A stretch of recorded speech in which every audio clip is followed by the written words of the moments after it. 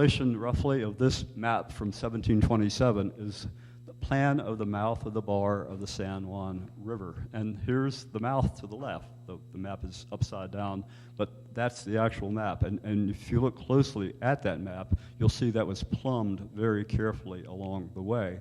And the map at that time was 8 to 9 feet.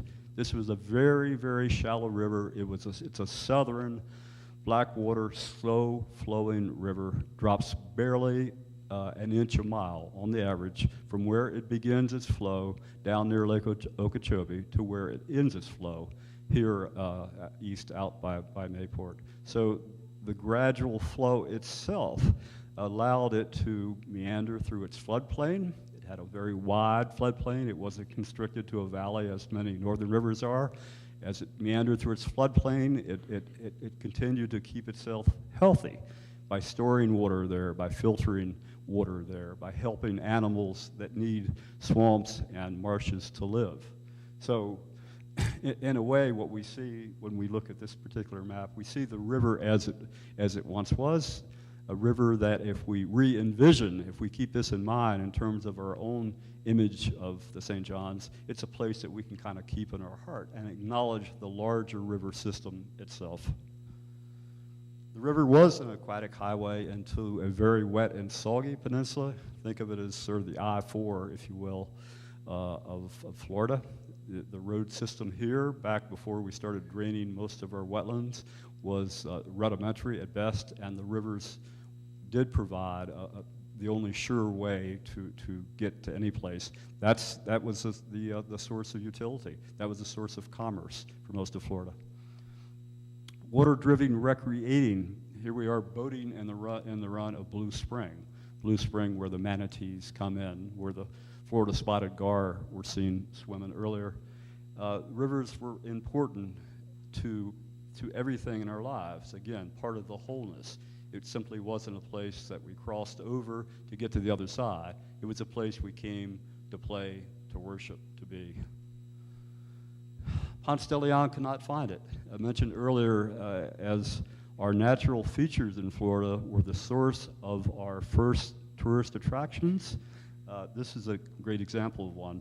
This is called Woodland Park, and it's on the shores of what is now known as Lake Monroe, hidden back in the woods, and this was constructed from the shells found in an old Timucua Indian mound. So it was the sides of the swimming pool that you see there were made out of what's called tabby, and that pool, that large pool, was filled every day from the nearby spring and emptied every night, so we didn't have to worry about treating the water. You could jump off the little towers, you could slide down the boards, you could rent a bathing suit. It was a nickel to get in. This existed from about the 1880s to the early 1930s, and then as other more sophisticated attractions began to rise, places like this begin to lose some of their allure for a lot of folks. River access did define settlements. Sanford, Calford, even in Willaca, all the places along the river where the steamships would stop. They would bring in passengers, the proto-tourist, if you will, and they would take out whatever commodities were produced here, whether it was citrus, whether it was lumber that was cut. So it was a trade-off proposition. And people who have been influenced by these natural systems throughout Florida, certainly on the St. John's because of the sheer history of the place itself. Sidney Lanier, a great poet who came up the river, was enticed into writing a guidebook to the St. John's and the Ocklawaha River. Lanier wrote perhaps what I've read is in regard as the most poetic guidebook to almost any place. He writes of the Ocklawaha, it was if God had made from trees and water the recollection of a meditative ramble through the lonely seclusions of his own soul. It wasn't a where-to, how-to book. It was, let me tell you the poetry of it, and let me tell you the enchantment of it. And maybe, if I can put it in just in the right way, maybe I can communicate a bit of my heart. Harriet Beecher Stowe comes to Florida writes Uncle Tom's Cabin before she came, so she had some money, buys a place at Mandarin, fell in love with Florida, writes a series of essays about it, and the essays were intended to celebrate the St. John's, but also to lure her Yankee friends down to Florida. Palmetto Leaves is a collection of those essays. Audubon comes to Florida, comes down the St. John's, as many people did, follows Bartram, follows Bartram's path in many places, adds several birds to his portfolio here, shooting them, mounting them, and doing all the things that he did.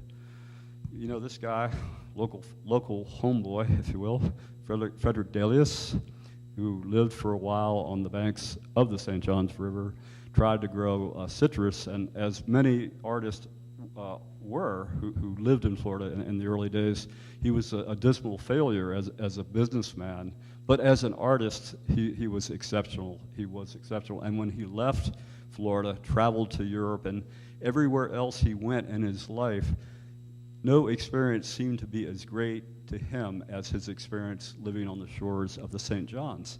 And he wrote from that experience an orchestration in 4 parts, Florida Suite.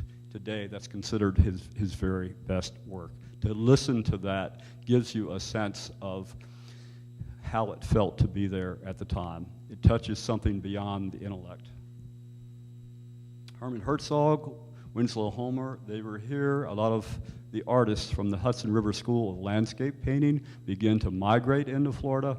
They didn't see the majesty of the mountains that they had up north. They saw the clouds, they saw the vapor, they saw the water everywhere, and they tried as best as they could to capture it. Art historians at that time used the word evanescent to describe the quality of their images, evanescent as preparing to dissolve in the vapor. You can go out on the river, and this is one of the wonderful timeless values that still exist. You can go out on the river today, and you can see at certain times the same image that Herman Herzog captures here. And in fact, this is on the Wakaba River, and an artist by the name of Tom Sadler created that image here just a few years ago. It could have been created back 150 years ago, but because he was able to find places that have the same aesthetic effect, have the same sort of attraction to his own sensibility, he created that moment. He remembered the history of the time. Bartram, of course, a.k.a. Puck Puggy, as he was known to the Creeks, who we later called the Seminoles, who lived here. He came to Florida and perhaps was the first to really understand what Florida was about. He was here twice along the St. John's, and in between his trips, one was with his father, the second was by himself. He lived on the river near Piccolata and tried to farm indigo. Again, not very successful, but wildly successful in terms of being able to capture what the river was about, what the animals here were about. Here's the sandhill crane. I've been trying to understand from when I first read Bartram and first looked at his pictures many, many years ago, what it was about his images of plants and animals that were so striking to me. And only recently, a friend of mine, Dr. Tom Halleck at USF, has written and helped edit a book that includes many unpublished letters and artwork and pieces of artwork from Bartram. And in that book, Tom really postulates that at the time, Bartram was trying to communicate what he saw to the people who were living in the colonies of this new America, or patrons who were living back in Europe across the ocean. And these were great, great geographic distances at that time. And in communicating that, and in communicating the details of his observation, he went beyond simply what he saw and tried to imbue what he was drawing with the spirit of that particular animal or that particular plant. And in doing so, that communication became more whole, again, bringing together all the parts. Tom Halleck's take on that was, one of the reasons that we find Bartram's images so compelling today is that his wish to communicate over thousands of miles of geography is still valid today, except now he's communicating over the centuries to us, from his heart to ours.